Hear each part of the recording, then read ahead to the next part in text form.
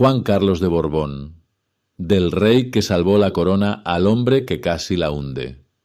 Hubo un tiempo en que Juan Carlos de Borbón no era solo un rey, era una construcción histórica, un símbolo, un relato cuidadosamente levantado para representar estabilidad, transición, continuidad y supervivencia.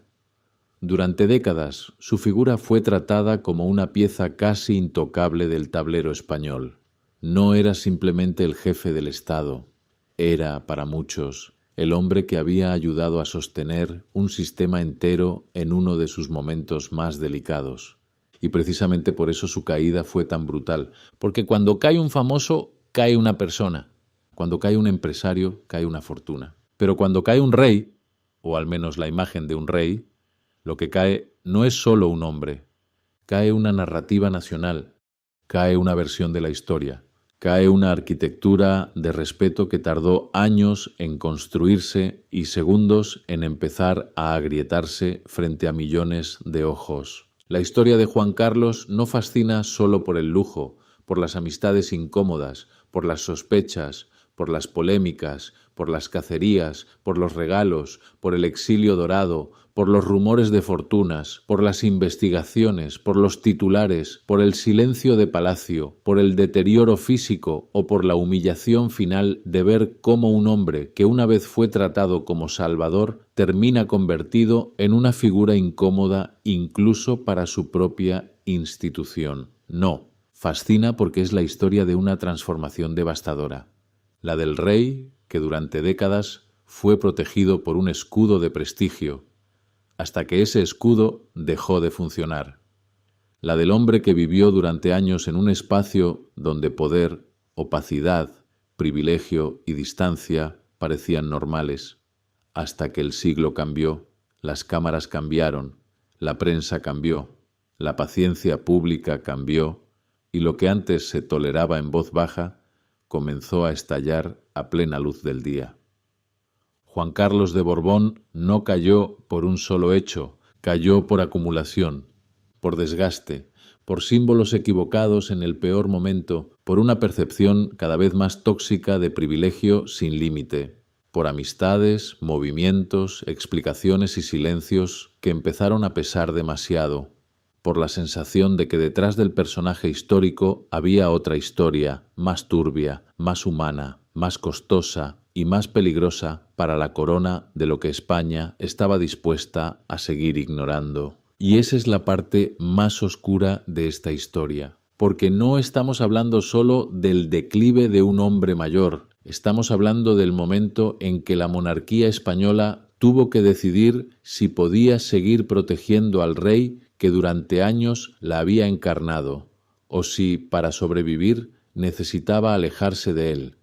Ese fue el verdadero drama, no el del rey, el de la institución. Primera etapa. Cuando Juan Carlos era más que un rey, era un mito político. Durante mucho tiempo, Juan Carlos fue presentado casi como una figura de excepción histórica, no como un monarca cualquiera, sino como el hombre adecuado en el momento exacto, el rey de la transición, el rostro de una etapa delicada, el símbolo de una monarquía que pretendía ser moderna, útil y necesaria. Esa imagen fue potentísima y durante años funcionó, porque en política, igual que en el espectáculo, no gana solo quien tiene poder, gana quien controla el relato. Y Juan Carlos controló el relato durante muchísimo tiempo. Era el rey campechano, el hombre cercano, el monarca que parecía moverse con naturalidad entre élites, militares, empresarios, jefes de Estado y ciudadanos corrientes. Tenía algo que muchas figuras institucionales envidian, la sensación de espontaneidad. Parecía menos rígido que otros reyes europeos, más terrenal, más táctico, más hábil, más humano. Eso le dio protección, muchísima, porque cuando una figura de poder logra convertirse además en una figura emocional, la sociedad le perdona más, le pregunta menos, le exige más tarde. Y durante años, preguntar demasiado sobre Juan Carlos parecía casi de mal gusto. Ese fue su blindaje real, no solo el protocolo, no solo la corona, no solo el respeto institucional, sino la idea de que había una deuda histórica con él. Y cuando un país cree que le debe algo a un hombre poderoso, ese hombre vive durante mucho tiempo por encima de la sospecha. Pero ningún blindaje es eterno. Y esa es una de las leyes más crueles del poder. Cuanto más alto está construido el mito, más violenta es la demolición cuando empieza. Juan Carlos de Borbón no empezó a caer cuando aparecieron los grandes escándalos. Empezó a caer el día en que España dejó de mirar al rey como símbolo y comenzó a mirarlo como hombre, porque en ese instante el héroe histórico dejó de estar protegido por la leyenda y quedó expuesto a algo mucho más peligroso: la memoria, la sospecha y el cansancio de un país entero. El problema no fue solo el poder, fue la costumbre del poder. Hay hombres que llegan al poder y tiemblan, y hay hombres que llevan tanto tiempo dentro del poder que dejan de sentir su rareza. Ese fue uno de los grandes problemas de Juan Carlos, no solo el poder en sí, sino la costumbre del poder, la sensación de que ciertas dinámicas eran normales, que ciertas amistades eran normales, que ciertos lujos eran normales, que ciertos movimientos quedaban fuera del alcance de la mirada pública, que el rey no tenía que explicarse como se explicaría cualquier otro, y durante mucho tiempo quizá tuvo razón, porque había una distancia reverencial que lo protegía.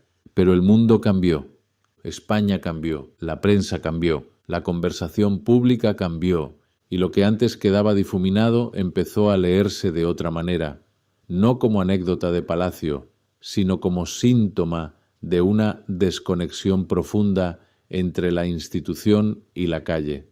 Ese cambio fue letal, porque Juan Carlos no dejó de ser rey solo por los hechos. Dejó de ser intocable cuando los hechos empezaron a encajar en una narrativa nueva, la del privilegio excesivo, la opacidad, el desgaste moral y la idea de que la corona se había alejado demasiado del sacrificio simbólico que se espera de ella. Y cuando una monarquía pierde austeridad moral, entra en zona de riesgo. Segunda etapa. Botsuana, el disparo que no fue solo a un elefante, sino a su imagen. En toda gran caída hay una escena que concentra el colapso. En el caso de Juan Carlos, una de esas escenas fue Botsuana, porque no fue solo una cacería.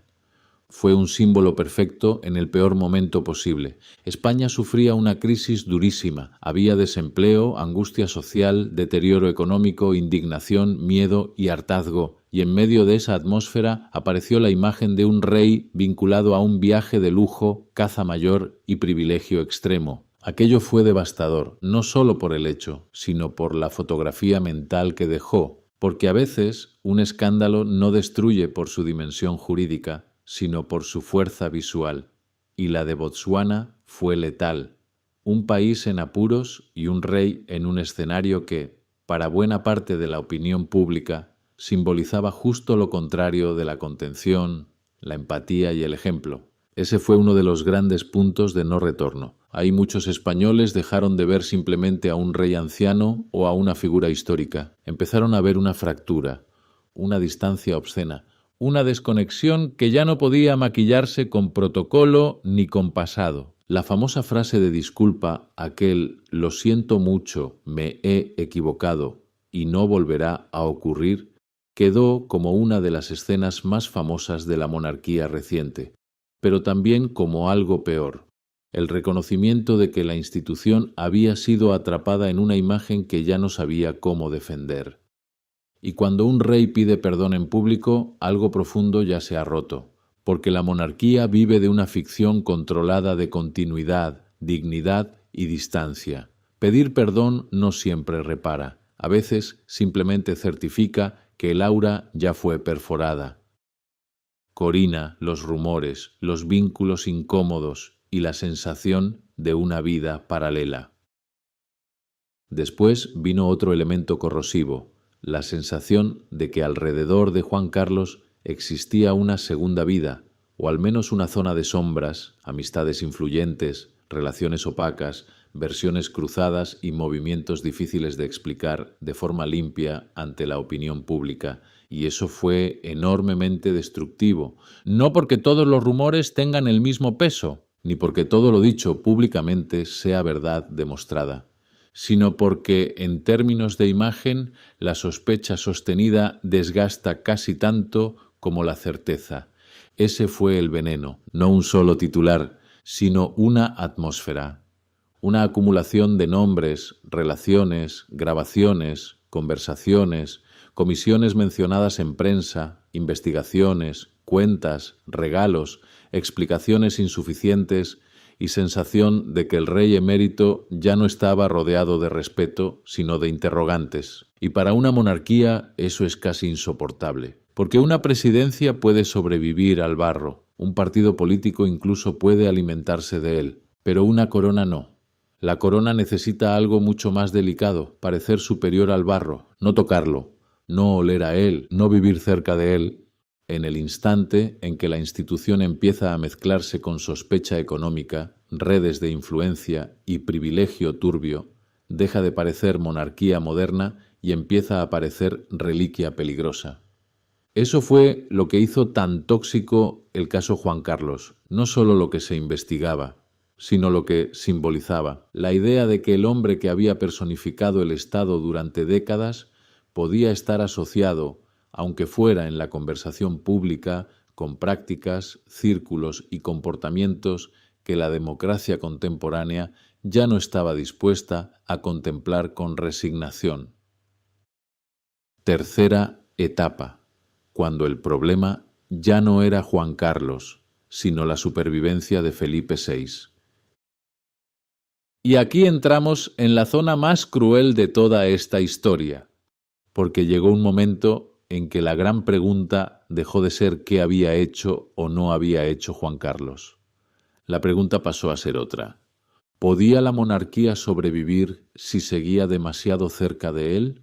Ese fue el verdadero corte, la verdadera tragedia, la más humillante, porque ahí ya no hablamos del emérito como centro del sistema. Hablamos del emérito como amenaza para el sistema. Y eso, para un rey que durante años representó la continuidad del Estado, es una caída casi shakespeariana. Felipe VI heredó la corona, sí, pero también heredó una bomba. Tuvo que construir su propio reinado mientras intentaba levantar un muro visible entre la institución y los escándalos asociados a su padre. Ese proceso fue durísimo porque exigía algo casi inhumano: preservar el respeto a la figura histórica sin permitir que esa misma figura arrastrara a la corona al descrédito definitivo. Por eso cada movimiento importaba, cada comunicado, cada distancia, cada gesto de zarzuela, cada decisión sobre patrimonio, asignaciones, agenda, visibilidad y tratamiento público. No era solo protocolo, era cirugía institucional. Felipe VI no podía permitirse la nostalgia. Tenía que practicar una operación dolorosa, salvar la monarquía del hombre que más la había representado. Y pocas escenas son más demoledoras que esa. Un hijo obligado a proteger el futuro de la institución tomando distancia del padre que encarnó su pasado. Eso no es solo política, eso es tragedia dinástica. El verdadero escándalo de Juan Carlos de Borbón no fue solo lo que hizo, lo que se sospechó o lo que nunca quedó del todo claro. Fue algo peor, que la corona española llegó a un punto en el que necesitó alejar al rey que la había salvado para intentar salvarse de él. El exilio dorado. Cuando irse no es desaparecer, sino aceptar que ya no pueden defenderte cerca. La salida de España rumbo a Abu Dhabi fue uno de los capítulos más simbólicos de todo este drama, porque no se presentó exactamente como un destierro medieval. No hubo caída teatral de espada ni carroza vacía atravesando una puerta del palacio. Pero en términos de imagen fue eso, una expulsión elegante, una retirada necesaria, una forma de apartar la pieza más contaminante del tablero sin romper del todo el marco institucional. Fue brutal por lo que comunicó, no tanto por el viaje en sí, sino por el significado. Juan Carlos seguía siendo Juan Carlos, pero ya no podía permanecer tan cerca del corazón visible de la monarquía sin seguir dañándola. Eso es devastador, porque hay exilios que no castigan el cuerpo, castigan el lugar simbólico, y el suyo fue exactamente eso. Pasó de rey emérito a presencia incómoda desde la distancia, de figura central de la narrativa nacional a problema de reputación gestionado a miles de kilómetros, de encarnar la institución a ser una especie de eco molesto que reaparecía cada vez que nuevos datos, versiones o debates lo devolvían a la conversación pública.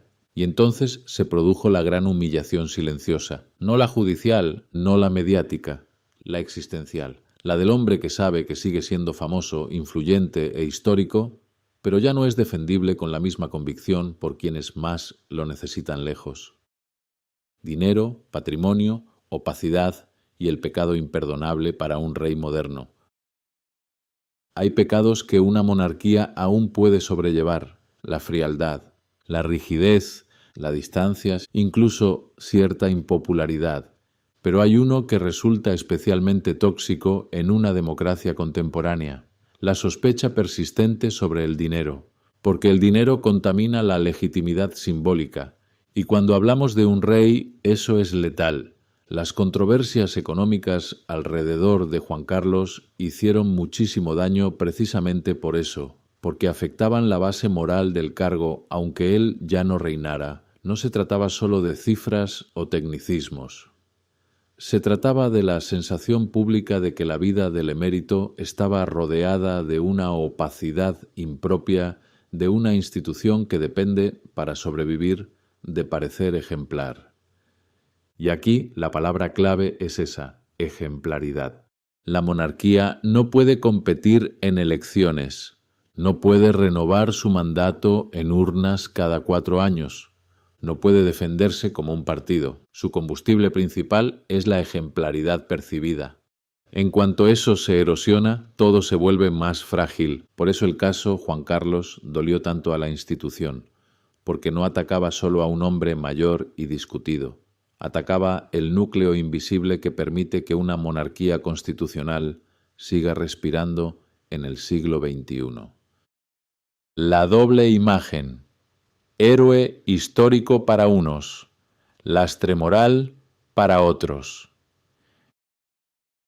Y aquí está la razón por la que Juan Carlos sigue siendo un personaje tan explosivo, porque no admite lectura simple. Para unos sigue siendo una figura decisiva de la historia reciente española, un hombre fundamental en una etapa delicada, alguien cuyo papel institucional no debería borrarse aunque su final haya sido desastroso. Para otros, su legado quedó corroído por completo por los escándalos, las sospechas, la opacidad y la sensación de abuso de privilegio. Y en medio de esas dos visiones está la verdad más incómoda. Probablemente Juan Carlos será recordado siempre como ambas cosas a la vez. Eso es lo terrible.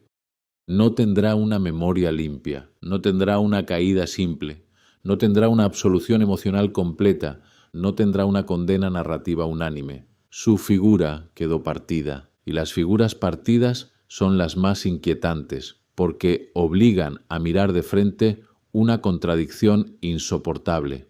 Un hombre puede haber ocupado un lugar histórico decisivo y al mismo tiempo terminar dañando gravemente aquello mismo que representó. Lo más oscuro de todo: el hombre detrás del rey.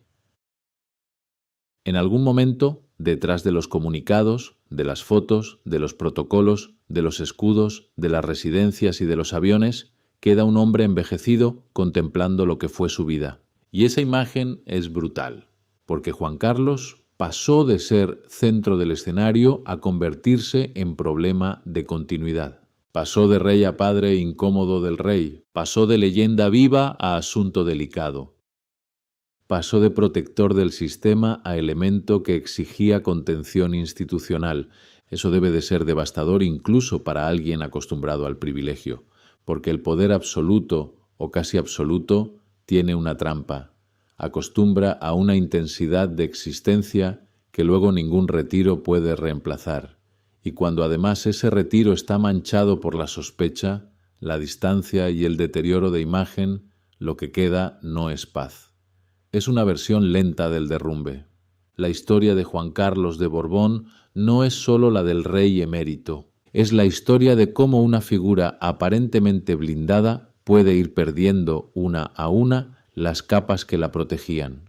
Primero cae la inocencia pública, luego cae la intocabilidad, luego cae la autoridad moral, después cae la proximidad con la institución y al final queda una pregunta terrible.